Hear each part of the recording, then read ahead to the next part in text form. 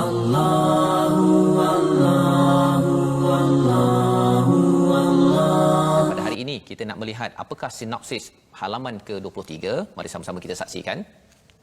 Bermula pada ayat 146 hingga 147 menyambung tentang kiblat. Jadi panjang sangat Ustaz ya kita berbincang tentang kiblat ni, apakah rahsianya, mengapa penting untuk kita pada tahun ini untuk faham. Kita akan baca sebentar nanti. Ayat 148 hingga 152 bercakap tentang perselisihan tentang kiblat. Ya, tentang kiblat, ada orang-orang pada zaman Madinah itu yang masih lagi tidak yakin untuk berubah, ya, sampai tiga kali kita akan lihat. Dan kemudian sabar atas cubaan, bagaimana kita nak membina sabar kuat di dalam kehidupan kita seharian. Bagi tuan-tuan yang mungkin ada cabaran pada hari ini, ada ahli keluarga yang sakit, kita doakan bersama. Tapi Allah memberikan kita formula penting pada hari ini yang insya-Allah kita sama-sama ikuti. Allahu Allahu Allahu Allah. أعوذ بالله من الشيطان الرجيم. الذين آتيناهم الكتاب يعرفونه كما يعرفون أبناءهم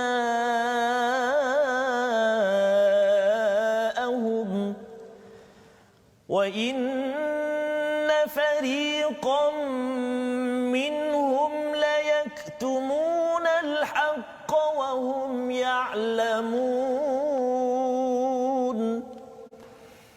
الحق من ربك فلا تكونن من الممترين.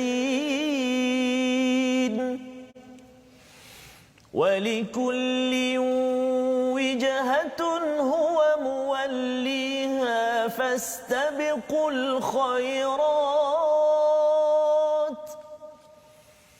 أينما تكونوا يأت بكم الله جميعا إن الله على كل شيء قدير.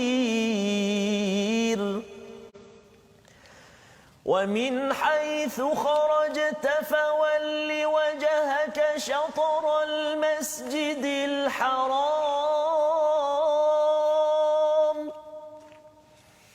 وإنه للحق من ربك وما الله بغافل عما تعملون. ومن حيث خرجت فول وجهك شطر المسجد الحرام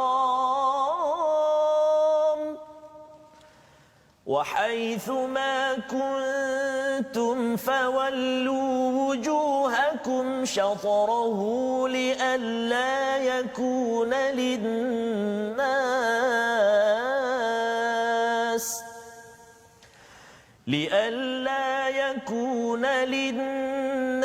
عليكم حجة إلا الذين ظلموا منهم فلا تخشوهم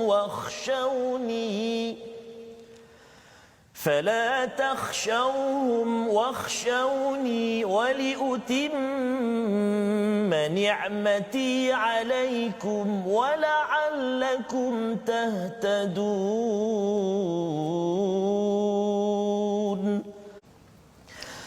كما أرسلنا فيكم رسولا منكم يتلو عليكم آياتنا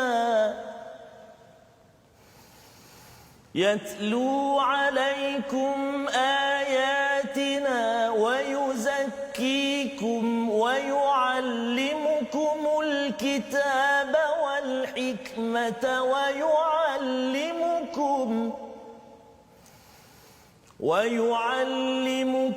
الكتاب والحكمة ويعلمكم ما لم تكونوا تعلمون.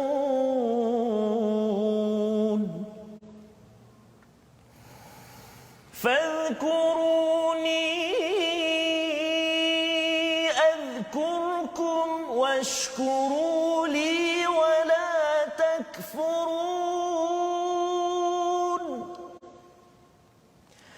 يا أيها الذين آمنوا استعينوا بالصبر والصلاة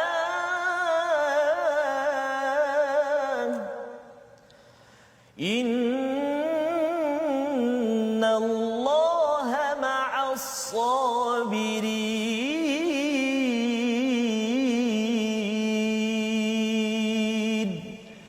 صدق الله العظيم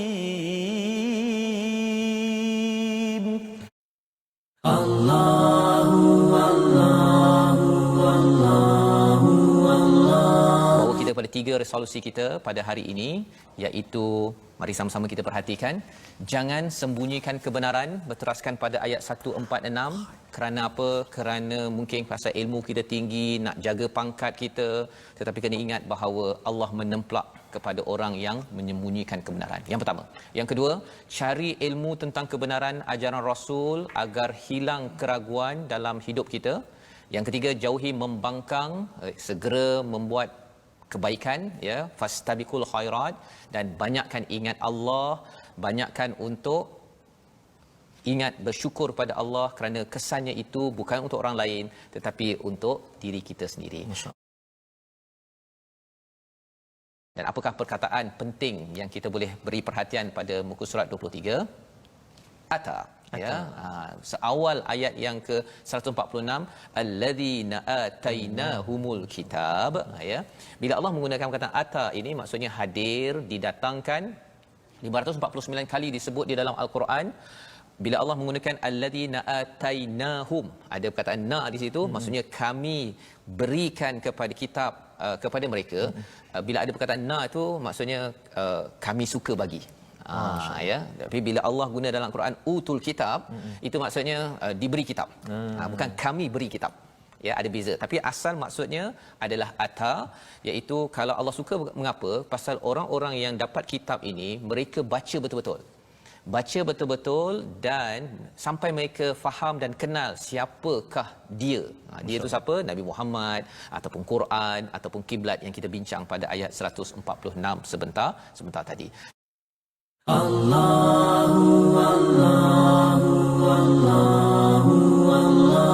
Baik, berkenaan dengan tajwid yang kita ingin kongsikan pada hari ini. Semalam kita telah sebut, Ustaz, berkenaan dengan, sebelum saya sebut yang ini, semalam kita sebut kategori pembaca Al-Quran, musiun, athimun, yang berdosa. Siapa dia orang yang baca Quran yang berdosa ni? Dia baca Al-Quran tapi banyak berlaku kesalahan-kesalahan besar sehingga merubah makna dan sebagainya. Dan dia dengan sebab belajar. dia tak belajar. Tak nak belajar. Sengaja tak belajar. Itu bahaya. Itu yang semalam. Baik. Jadi hari ini kita nak masuk segmen yang baru, 5 perkara yang perlu diketahui untuk membaca Al-Quran dengan betul dan fasih. Juga setengah-setengah ulama tajwid katakan rukun tajwid. Yang pertama, mengetahui setiap makhraj huruf hijaiyah, makharij huruf. Tahu contohnya makhraj al-halqa, kerongkong atau tekak atau halqum, ada 6 huruf dan ada 3 stesen, Ustaz. Untuk 6 huruf ini ada 3 stesen, atas kali dekat dengan anak tekak, pertengahan dan juga pangkal. Jadi sebab tu penting kita kena tahu. Contohnya huruf ha pedas ataupun huruf ain, dekat mana keluar dia? Dia dekat tengah ni. Tengah ha dekat tengah halqum kita. Kalau pangkal apa dia? 2 huruf, hamzah ataupun ha. Dan atas kali dekat dengan anak tekak kita ada 2 huruf, kha dan juga ghain. Masya-Allah, Ustaz. 6 huruf tu ada berbeza-beza tempat keluar dia, Ustaz. Sebab itulah tadi Ustaz sebut kita kena jaga bacaan kita, dan cabaran kita bila Ustaz sebut tadi, contoh nak tukar kiblat kan? Cabaran kan? Sebab nak ubah kebiasaan. Jadi begitu juga dengan tajwid Al-Quran ini ataupun cara kita baca Al-Quran ini, kita nak ubah bacaan kita daripada kita baca Bismillahirrahmanirrahim wadduha walaili iza saja. Tak buat apa-apa, duduk saja je. Contoh tuan-tuan, contoh kita nak ubah yang itu. Wadduha ada pedasnya. kan. Wallaili idza saja. Contoh. Jadi memang ada cabaran, tapi itulah untuk mendapat nikmat. Nikmat apa? Al-Quran yang Allah Taala turunkan pada kita, insya-Allah. Allah.